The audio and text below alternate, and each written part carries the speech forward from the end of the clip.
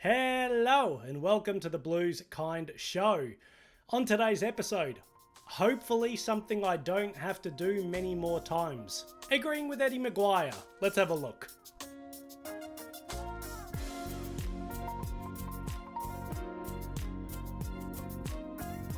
So, on Monday's Footy Classified episode, Eddie McGuire asked journalist Sam McClure about what he would like the Carlton Football Club to look like, given that Sam is a known blue bagger. His dad, who was also a journalist, was also a blue bagger, famously, tied to the club. And so I firstly want to show how Eddie asked the question. As he should be. Sam, I want to just ask you, put your Carlton beanie on for a second. Hasn't been on in a while, Ed. No, we'll stick it on now Back and on. tell us, and I know how much your father loved the club and how deeply imbued you are in the Blues. What do you want to see from your club in the next period of time, and what do you want to see as a supporter, what your club should become? The reason why I wanted to do this episode is because I think it's a really good question that, many Carlton fans are going to have different answers to. And so it's sort of interesting to have a person who's known to have a long-standing affiliation with the club in studio to answer that sort of question on, a day like Tuesday where so much occurred that's going to change the future of our club. So, with all of that said, let's see what young Sammy boy had to say. I think if you spoke to Carlton supporters out there, they would like to go back to the club that had a bit of ruthlessness to them. And that doesn't mean that they have to be nasty. But I think all the big clubs and all the successful clubs over the years have had an element of being cutting and making the hard decisions. So I'm not overly surprised with his answer. This is something that Sam has lamented for a long time, the loss of Carlton's former ruthlessness. Maybe this is something for a much longer video, but I really don't like it when Carlton people refer to, the ruthlessness of the 90s or the 80s or whatever it happened to be. It bothers me immensely because it was predicated on a dynamic that no longer exists. In the 90s, us and Essendon were clearly the two most consistently successful and moneyed clubs. In the 80s, it was us, Hawthorn and Essendon. In the 70s, it was us, Collingwood and Richmond.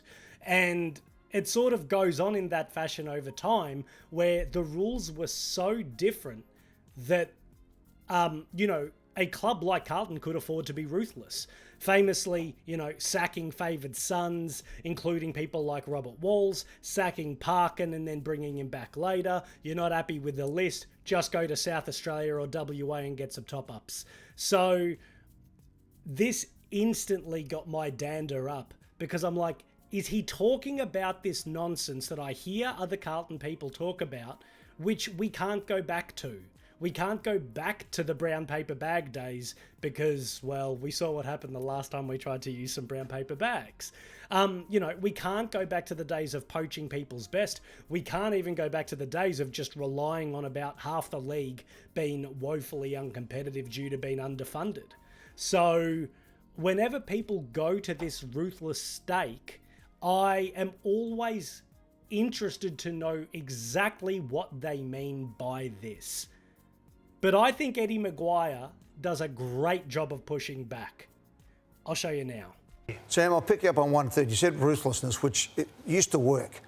I think what Carlton need to do is be totally professional and honest. But you ran a club, Ed, that was both. Collingwood were professional and ruthless at the same time. Well, I think you can make hard decisions, but the ruthless for ruthless sake ended up devouring Richmond for years, and I think it's happened to Carlton.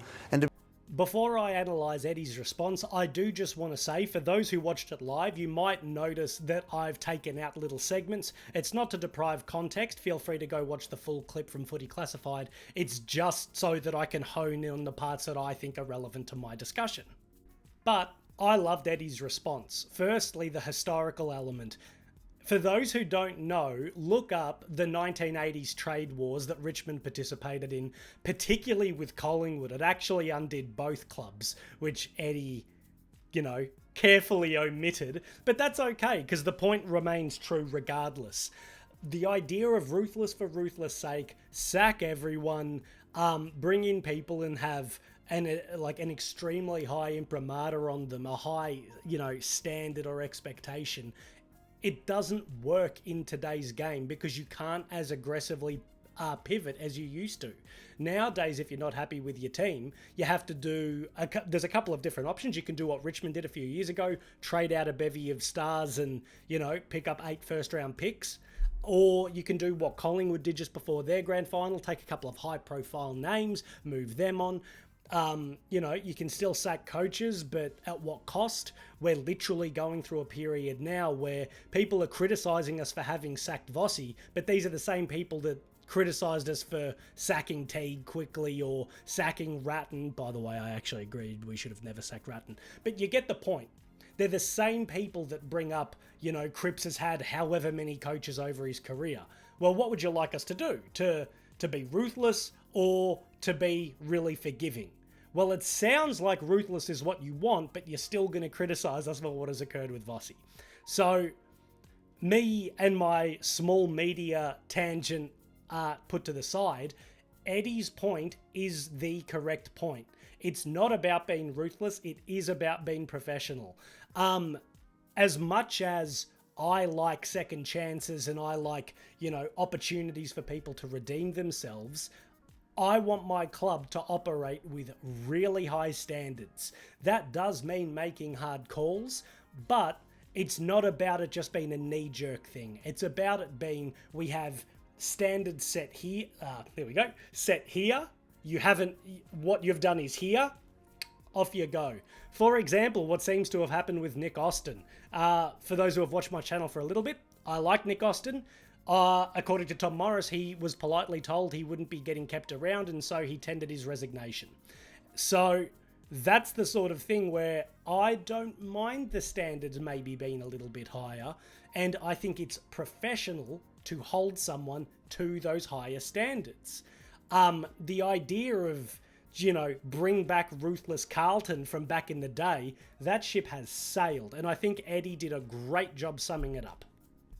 I also liked Eddie's subtle pushback on Sam when Sam said, but you were the president of a ruthless club. And Eddie sort of repositions it essentially to say, no, we were not merely ruthless. We were not ruthless on its own. We expected a lot, but we were not just sacking people for no reason. And I think if you look at Collingwood, like over Eddie's tenure and since, they love their people. They treat their people really well for the most part, unless your name's Heredia Lumumba, but again, we put it to the side. So for mine, I look at it going, no, Eddie, that reframe is exactly what I want to see from Carlton. I want to see us being incredibly professional. I want to see us having exceedingly high standards. Like Vossi spoke about the other day when he got there, going from, being siloed to being integrated, having no accountability to complete accountability, and substandard training standards to elite training standards. That is the transition from a club that has been out in the wilderness from a long time, relying on star talent to get us by, to a club that can have some amount of sustainability. Why do teams like Collingwood and Geelong and Sydney always seem to be doing quite well? I know Collingwood's not this year, but we can agree that over the last 20 years they've consistently made the finals. It is because they consistently find guys who can fit to their system, meet their standards, and even if they're not the greatest players, they can do the things that the club has mandated you need to do in order to play Pies footy or Swans footy or Cats footy. This is where we have fallen down over time. And I really like his reframing. It pushes back on the idea of being ruthless and cutting and all of that sort of stuff. You need to make hard decisions. They need to be made holistically and they need to be made intelligently, not on a knee jerk. And finally, Eddie turns around and actually compliments how we handled the moving on of Michael Voss. And for those who have watched the full clip, so did Sam McClure, and they're both two public critics of our club. So I thought it was very nice of them. I thought it was generous for them to be objective. So I just wanted to include it quickly.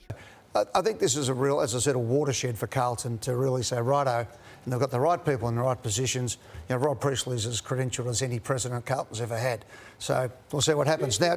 For those who watched my last video, you would have heard me talking about why I'm currently quite confident, and it is the thing that Eddie just said. It's having the right people in the role, in their roles, pardon me. The three people that we have seemingly overarching the whole operation, in Rob Priestley, Graham Wright and Chris Davies, they are widely well regarded.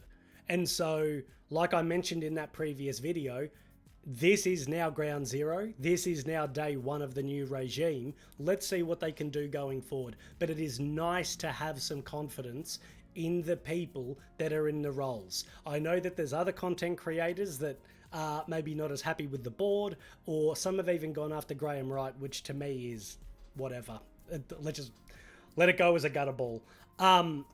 And fine, if you're disappointed, no dramas, but I would suggest these are the first large battery of decisions that the entirety of the trio of guys who are leading the club together have made. Keeping Vossi was probably a convenient decision to make, and I may discuss that further in a future video, but otherwise you can go back and see my last one. But short of firing or retaining Vossi at the end of last year, this is now them moving the club in the direction that they want to move it. Michael Voss, the head coach, is gone. Nick Austin, the list manager, is gone.